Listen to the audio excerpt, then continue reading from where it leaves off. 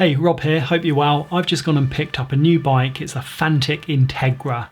It's 160mm front and rear, it's got the Brose motor, load of other stuff. We'll go and have a look at it in a moment. First of all, massive thank you to my Patreons because I've been able to buy some new camera equipment. It's a gimbal. What that does is it makes everything really, really smooth. My camera attaches to it and hold on, I'll show you. Basically, it's one of these. So thank you to my Patreons because you funded this. And if you want to help me on my journey, you can do. Links in the description. But what we'll do is we'll head up, get some shots and check out this bike. And there will be a review coming soon. So definitely subscribe if you're not already. And all that cool new content will come out to you soon.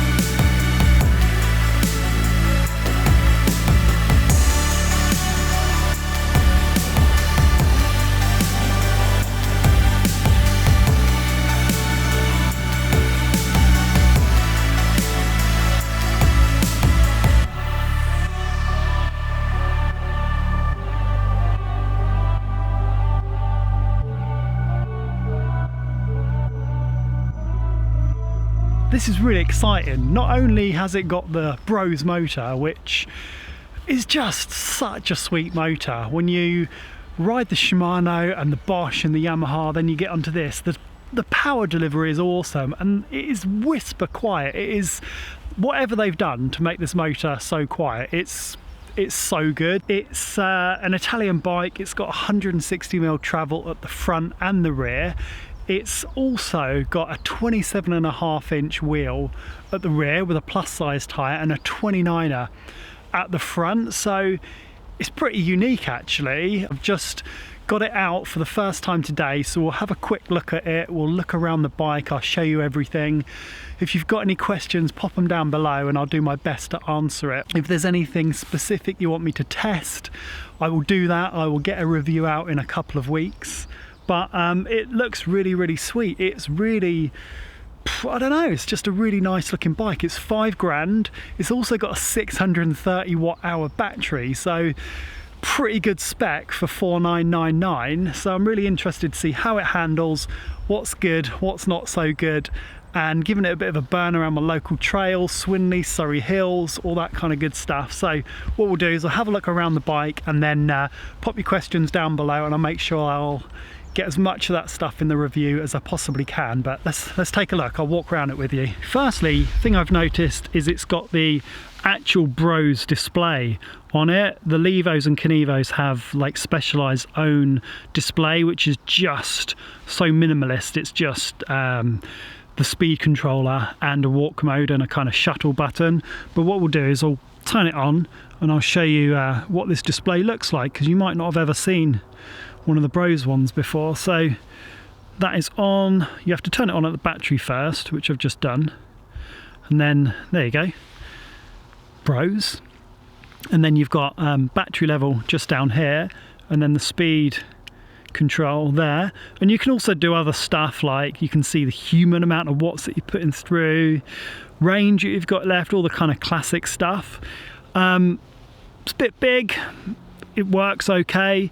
It's got a light mode, so with the Brose motors there's actually a kind of wiring part already into them, a little harness, and you can plug in lights, so this would allow you to turn the lights on. It's also got auto light. I'm not quite sure exactly how that works, but sounds quite neat, doesn't it? If you're razzing along and it's time for the lights to come on, it does it all for you.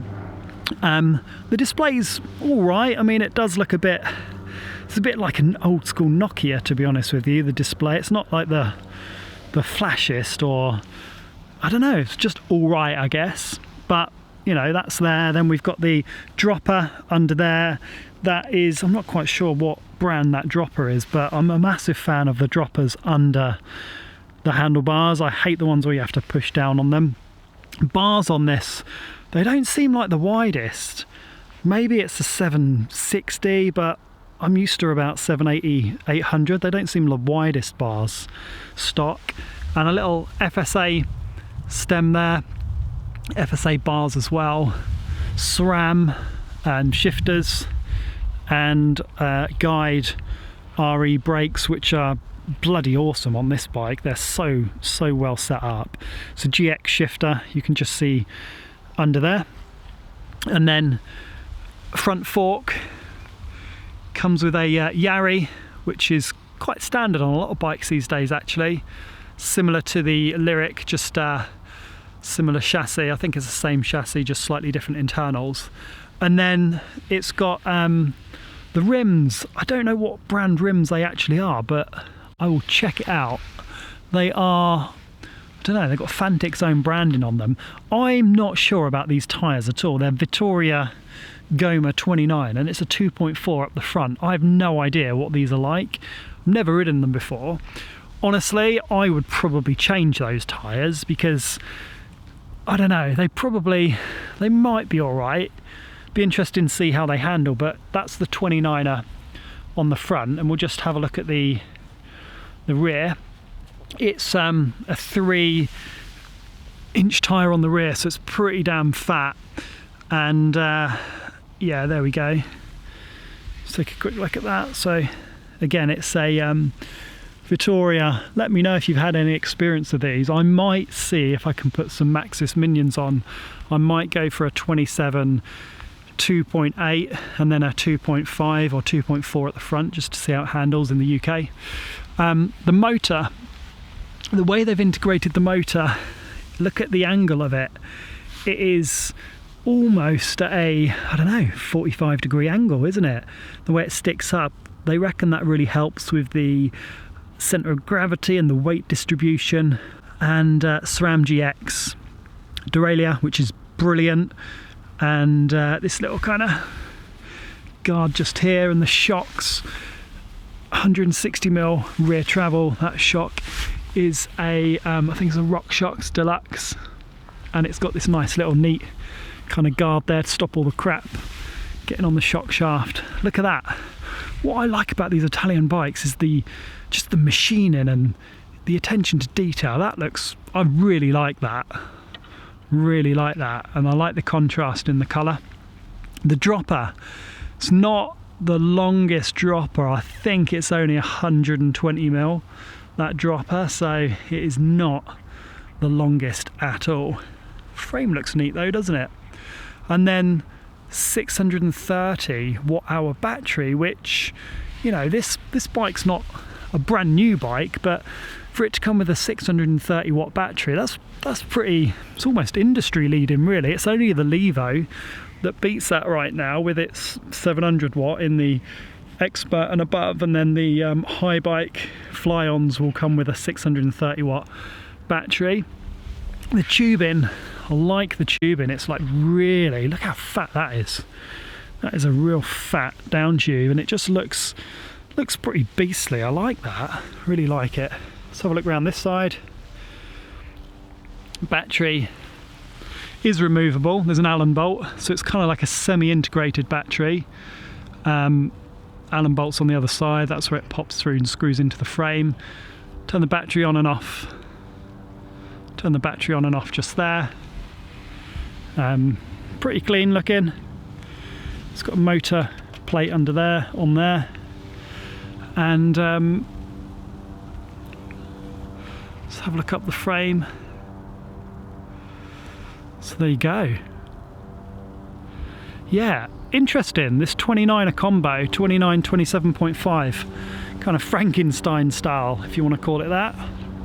We've got it on the Canyon as well, so you get the kind of feel of a 29er at the front for rolling over stuff and the terrain, and then you get the grip associated with a plus tyre on the back, so it's probably a pretty good climber.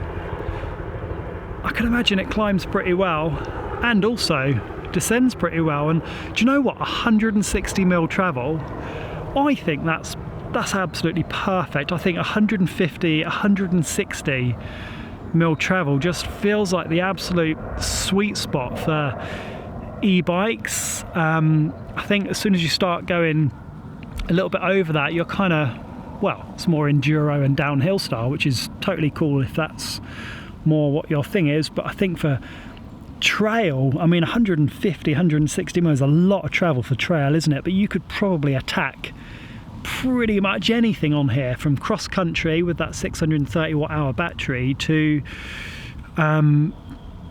enduro and pretty much downhill on this. So yeah, it's an interesting bike, really interesting bike, and I'm looking forward to, I know I say it with every bike that I ride, but I'm really looking forward to giving this a burn and really kind of testing this out.